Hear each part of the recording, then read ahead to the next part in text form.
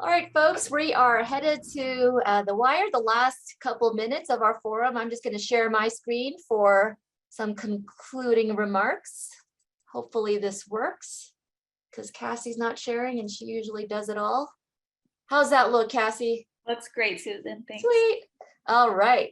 So I know I did not get to do my usual data updates because we were running a little late, but I wanted to show you just a few data slides to let you know where we're at and also to highlight why we focused this forum on transitions. So I'm showing you data, most recent data from Q1 of this year. This reflects 1,275 opioid exposed newborns. Shown here is one of our main outcomes that we've been following from the very beginning. This is the length of stay for opioid exposed newborns who are greater than or equal to 35 weeks and who have no other medical conditions that would lengthen their hospital stay. And so as many of you already know, when we first started this effort, the average length of stay was about 2 weeks, and we had gone down to about 5 to 6 days. COVID hit. Here you see Q2 2020, we start to see these increases, and the last 2 quarters we've seen back down a downward trend. And our hope is that this continues, and we will certainly keep monitoring it. Here we see opioid exposed newborns who required pharmacologic therapy. When we first started, the majority of our infants received morphine or methadone, and then we did shift our mean downward till about 24%. Again, during COVID, you see we went back up, you see this 33%, and then recently we've come back down with the most recent quarter being 0%. However, I don't think all the data is in, as you can see here, the N being just 18. But that being said, we have trended back down in terms of infants requiring pharm treatment. That being said, as Amy has highlighted, and as we've also heard from Colleen Wheeler and others, we are seeing more fentanyl use, and with that, more severe withdrawal. And so I do think that in the coming quarters, we may see an increase in this curve of infants requiring pharmacologic therapy. Now, this is where our numbers don't look as good, and why this forum was focused on transition. So here we see the percentage of OENs who received antenatal consults. So was there prenatal education given to families about the care of an opioid exposed newborn? Now, we know there is definitely sort of a data capture piece here, so it may be an underestimate. That being said, these numbers are still abysmal. So when we first started, we did see a shift in the mean from 5% till about 12%, still far from optimal, but heading in the right direction. And then again, with COVID, our numbers plummeted, and we have a new mean, which was a decline from the prior mean, which is never what you want to do. And so our new mean is about 2.6%, with several quarters recently being 0. And so the navigator program work, the screening work that you're hearing about is really important for us to even identify families who could benefit from this antenatal engagement.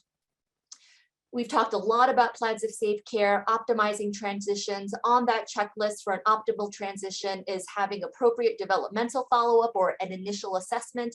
And for us here in Colorado, we still are wedded to early intervention. So we do feel that referrals should be in place at the time of hospital discharge.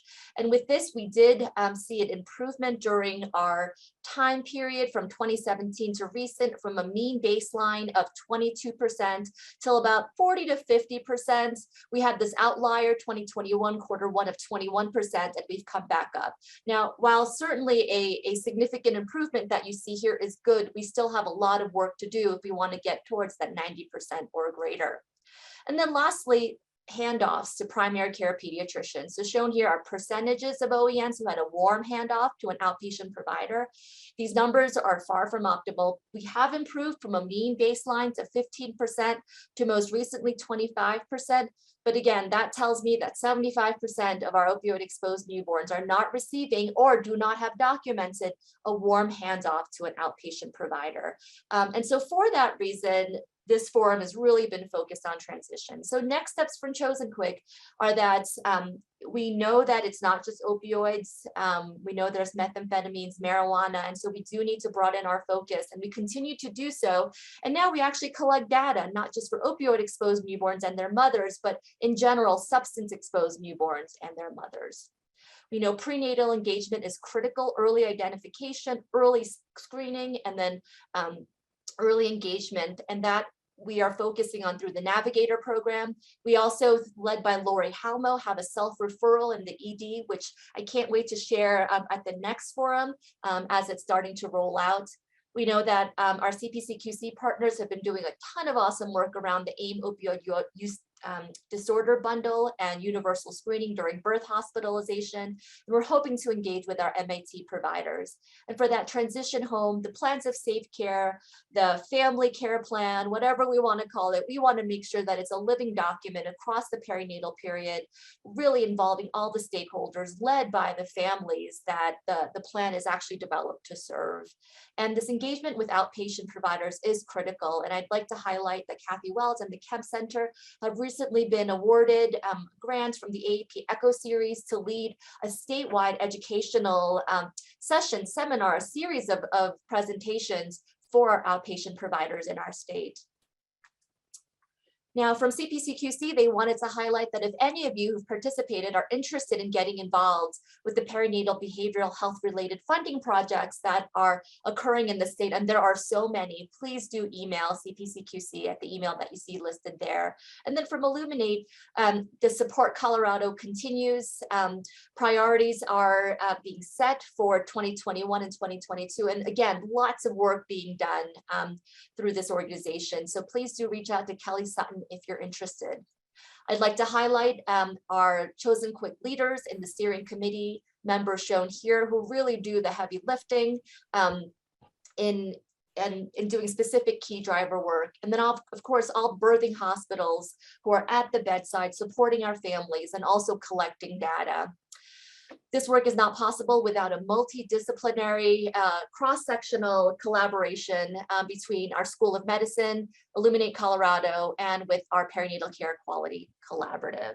So thank you so much for staying on for these last 4 hours. We hope this session was helpful to you to engage and learn and listen.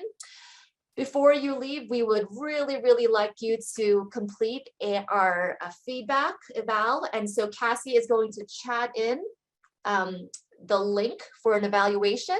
She's going to play some groovy music to put us in the mood as we depart. And then we will randomly select 3 respondents from these feedback surveys, and you'll each be given a $50 gift card. So there's an incentive.